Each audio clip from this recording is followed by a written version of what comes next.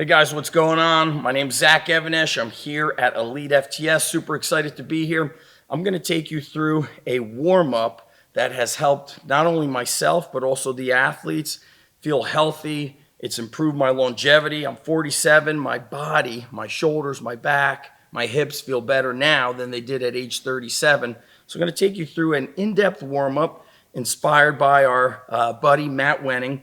And I want you to implement it for yourself before training days. Could be lower, upper, full body, and also implement it with your athletes. It's great to get the mind-body connection going with the athletes.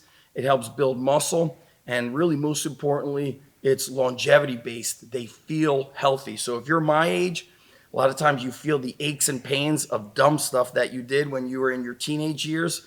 So now here we are on like the rebound, training smarter. So I'm going to start with back extensions on the 45 degree. You could do this on a glute ham horizontal back extension, but I've had Elite FTS 45 degree back extensions all the way since my garage days. So that started in 2003. The first one I actually purchased was from Jay Ferrugia, which was from Elite FTS. In every gym, we always have a 45 degree bench.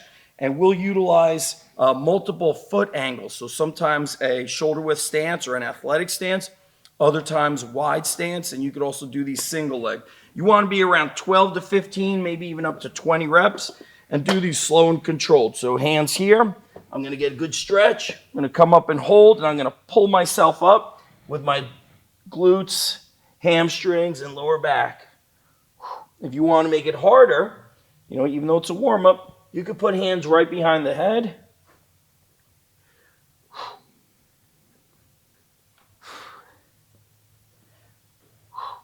And I give it a little pause at the top.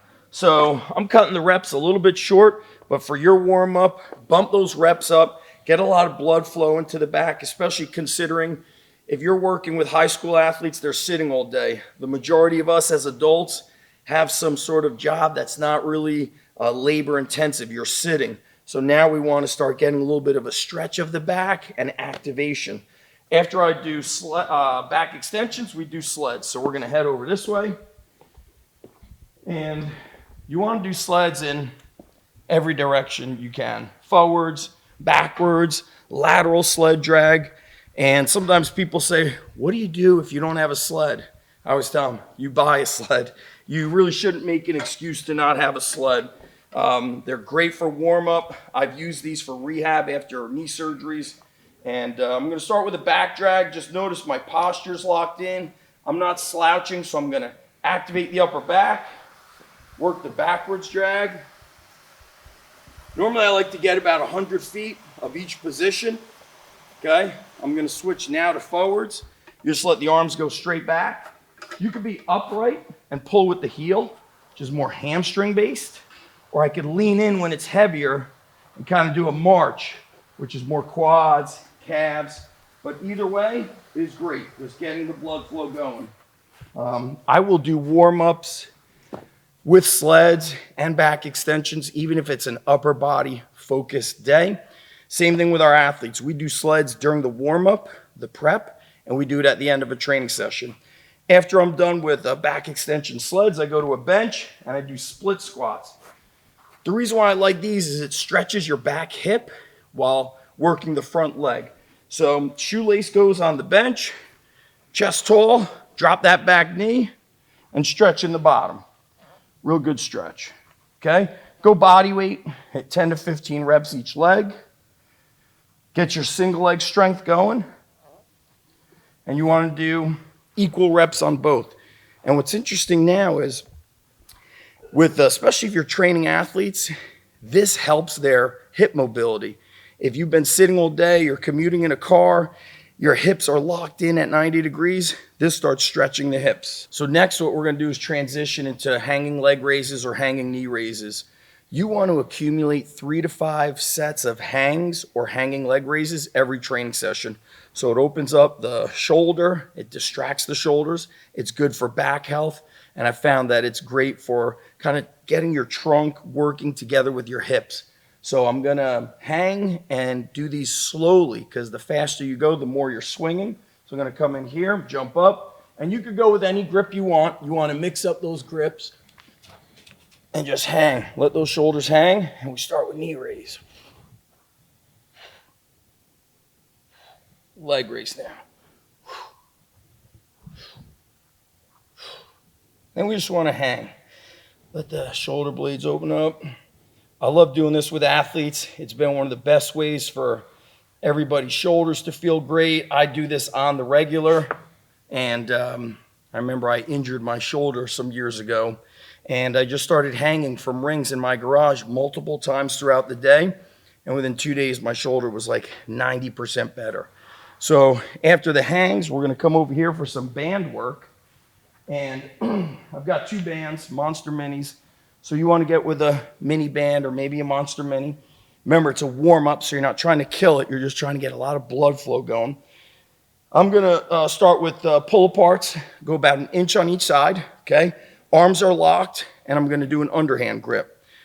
And what's important is my scapula is moving. So you don't want to lock it back. You want it to have motion. After the underhand, I'll go to the overhand grip. Usually get like 10 to 15 of each. The other thing that when you're doing this is your trunk should be straight.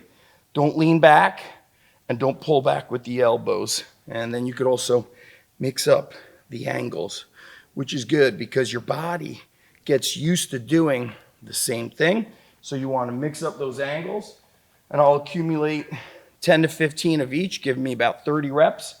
And now I'm going to go into tricep work. So I'm going to do extensions going straight ahead. My elbow's going to be forward. Extend and hold. If it's hard, I could back up a little bit. If it's too easy, I move forward.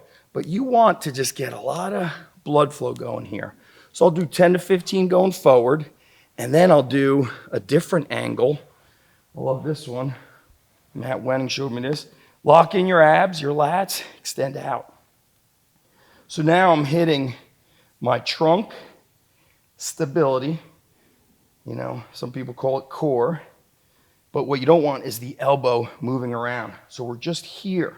So I get 10 to 15 here, 10 to 15 out.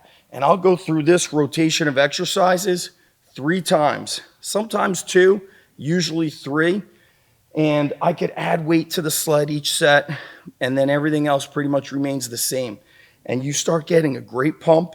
Shoulders feel healthy. Hips are stretched out.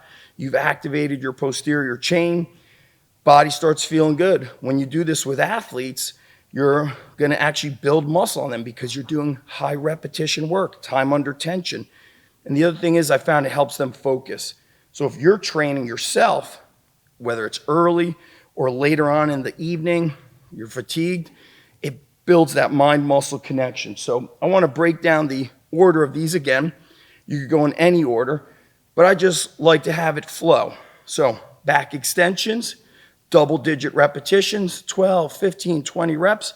1 set athletic stance, 1 set wide stance, 3rd set, your choice. Do your sleds. I like to do a sled drag versus the push only because I want to go forwards, backwards, lateral. If you're doing a prowler, attach some straps to it so you could go backwards. From the sleds, do a unilateral split squat, preferably Bulgarian, rear foot elevated, stretching the hips. We go and do our hanging abs. Now we're getting traction on the shoulders. We're getting tension off of the back. And we're working the abs. You're working your trunk. And then from there, we get some upper body pump going with the bands. Pull aparts, tricep extensions. I go with 1 arm, helps build up the imbalances. You could do 2 arms. You're not, locked into doing the same band exercises. You could do different band exercises. 2 to 3 rounds. Now you've accumulated 50, 60, 70 reps of each exercise. You're feeling great. Then you move into your main part of the workout. And if you want to, let's say it was an upper body day and you're going to do a bench press with a shoulder saver pad. You could do that, couple it with a back exercise, but then you could do this warm up as a finisher, but now you're going to go heavier. So I'm going to load up the sled. My back extension will be weighted. If it's an upper body day, or I may not do the split squats, but I'll get the abs And then instead of a mini band, I'll go with a light band, and I'll do push downs, forward, side. So you can take your warm up and just increase the intensity with heavier weights and heavier bands. But give this a shot. Implement it on the regular with yourself. If you're a strength coach, implement it with those that you train, and guaranteed joints are going to feel better, get a great pump, and it gives you longevity. It allows you to train more often, heavier, and feel better. And I think that's really the name of the game. So that's it for this video, guys. Hope you enjoyed it. Make sure you like, comment, and share this with other lifters and other coaches. We appreciate it.